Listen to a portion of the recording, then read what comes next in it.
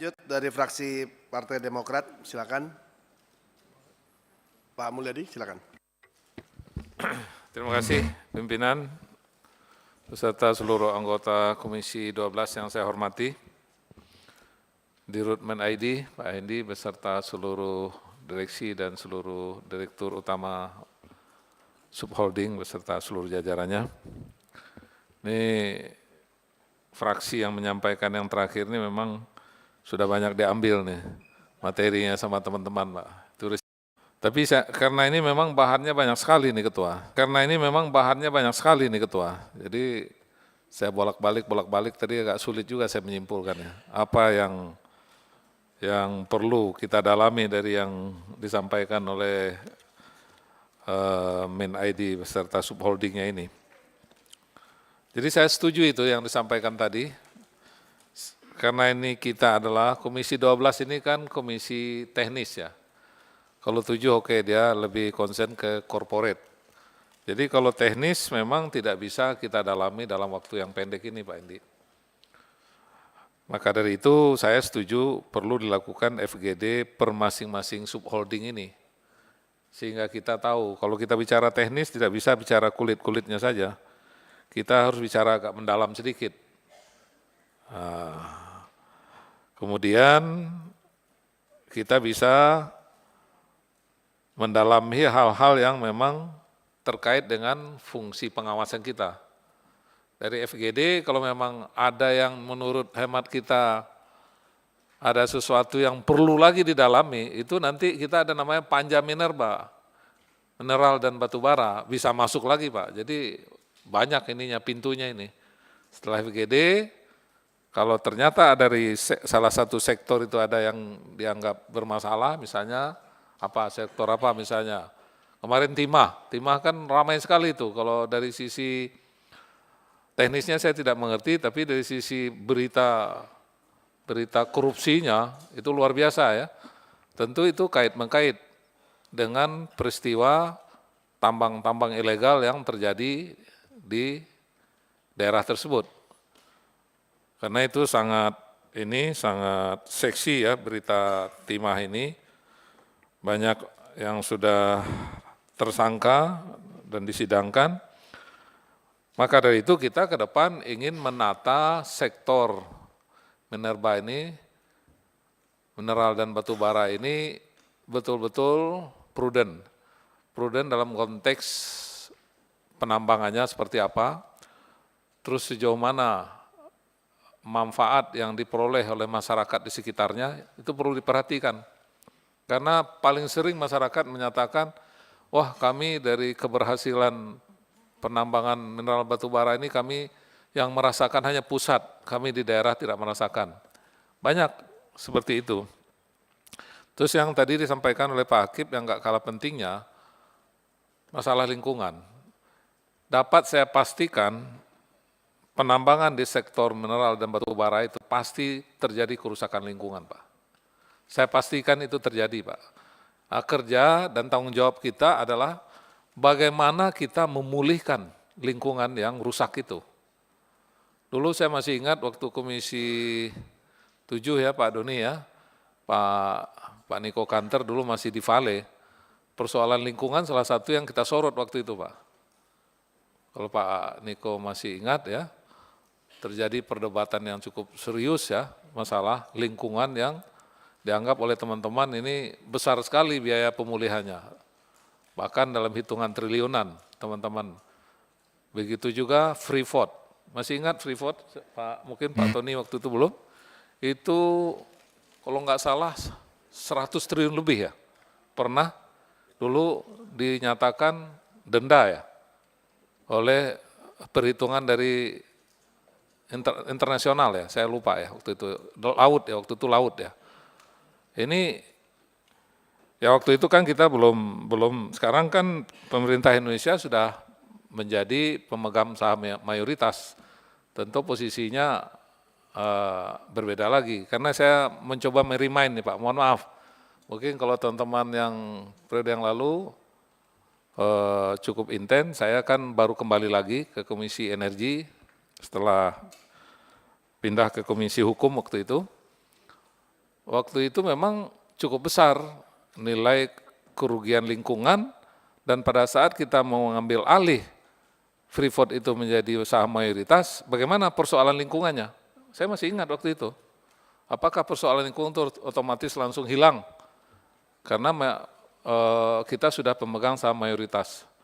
Coba dipelajari dokumen yang lama itu. Ini saya cuma mengingat-ingat saja. Mudah-mudahan itu semua sudah selesai dan sudah dapat diselesaikan oleh struktur organisasi yang baru. Terus kemudian Vale. Vale ini dulu juga menjadi perhatian kita dalam rangka untuk menaikkan saham pemerintah. Seingat saya waktu saya di Komisi 7 dulu masih 34% aja. Betul nggak Pak? Udah naik? Oh dulu berapa persen? 20 udah Pak. Ini saya lihat dari subholding ini satu-satunya yang saham pemerintah yang minoritas hanya di Vale. Yang lain kan mayoritas saya lihat semuanya nih. Tinggal Vale yang di bawah 50% milik pemerintah sahamnya. Yang lain sudah di atas 50 semua. Nah, ini juga perlu menjadi perhatian kita agar seluruh subholding ini semuanya mayoritas adalah saham pemerintah Indonesia. Terus yang perlu juga saya sampaikan pada kesempatan ini adalah mungkin tadi saya tidak baca atau belum disampaikan, sudah seberapa besar investasi yang dikeluarkan oleh masing-masing subholding ini sejak menjadi holding ya, holding main ID ini sudah berapa besar investasi yang dikeluarkan oleh masing-masing subholding. Itu belum ada ya di sini ya. Terus dengan peningkatan investasi tersebut sudah seberapa banyak tambahan penyerapan tenaga kerja. Investasi kan selalu berkorelasinya linear dengan pertumbuhan atau pertumbuhan penyerapan tenaga kerja. Bukan hanya bicara tentang keuntungan, tapi juga kita bicara tentang bagaimana kita bisa menyerap tenaga kerja yang ada, termasuk tenaga kerja lokal. Kalau masalah keuntungan, menurut saya Ketua, seperti PLN kemarin disampaikan, kita memang bukan mendalami persoalan keuangan, itu memang menjadi domainnya Komisi 6, tapi kalau keuntungan saya rasa nggak ada masalah. Keuntungan masing-masing subholding ini sebaiknya dicantumkan Pak. Biar kita bisa juga tahu mana yang paling gede untungnya. Terus kita lihat juga investasi yang mereka sudah keluarkan seberapa besar, tentu yang investasinya besar harusnya untungnya besar ya, seharusnya. Jadi bisa kita sedikit menganalisis, khususnya setelah dia menjadi organisasi main ID ini, bukan sebelumnya. Kalau sebelumnya untuk perbandingan boleh-boleh saja, tapi itu nanti bisa kita bahas di dalam rapat tersendiri. Kemudian saya melihat di sini di halaman 4 ini, ada struktur koperasi main ID, aset konsolidasi 280 triliun. Coba Pak, kita juga diberi informasi, misalnya di sini dicatatkan Antam, cadangan nikel dan boksit di Indonesia, cadangan nikel global. Coba dikasih kita, di tambang milik Antam ini mereka punya cadangan nikelnya berapa, boksitnya berapa. Jangan dibilang besar saja, besar itu berapa Pak? Kalau bisa juga kan cadangan itu bisanya cadangan dan cadangan terbukti ya. Reserve sama proven reserve. Nah, proven reserve kalau bisa dibagi dua. Reserve-nya berapa, proven reserve-nya berapa. Jadi supaya kita bisa membandingkan dengan perusahaan-perusahaan lain. Tapi yang ditambang dia ya, bukan cadangan yang ada di bumi perut negara Indonesia, bukan. Yang milik Antam.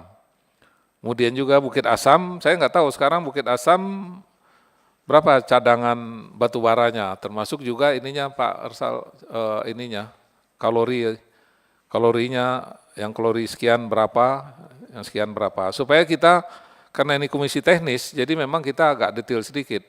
Kita akan lihat sampai berapa puluh tahun lagi, atau perlu mencari, atau melakukan eksplorasi lagi, mencari lagi lokasi baru dalam rangka meningkatkan cadangan yang dimiliki oleh Bukit Asam misalnya. Begitu juga Freeport. Freeport sekarang sudah tambang dalam ya. Dulu waktu saya Komisi 7 masih permukaan, kita belum sempat ke sana. Tadi kata Pak Hendi, Pak Mul perlu ngeliat itu katanya. Nah, nanti kita, kalau nggak salah dulu ada teman kita yang di atas yang berangkat pingsan dulu. Saya lupa dulu tuh.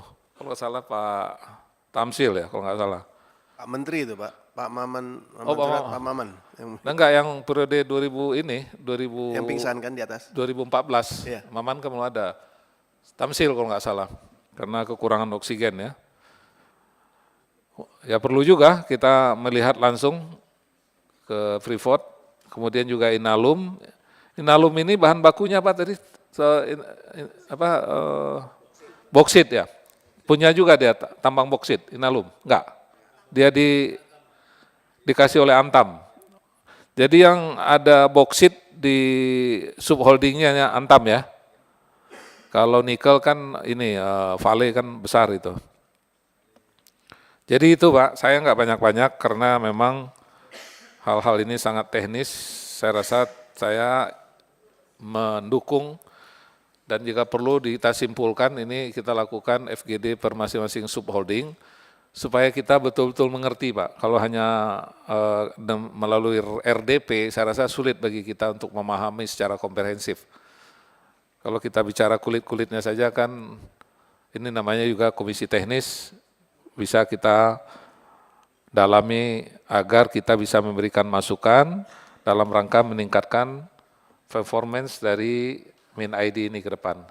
Prinsipnya kita, khususnya fraksi Partai Demokrat mendukung penuh program-program yang dilaksanakan oleh MinID dan tentu mendukung itu artinya salah satunya adalah kita ikut melakukan fungsi pengawasan agar MinID on the track dan hasil yang diperoleh betul-betul optimal untuk kepentingan bangsa dan negara yang tujuan akhirnya adalah dalam rangka untuk meningkatkan kesejahteraan dan kemakmuran masyarakat.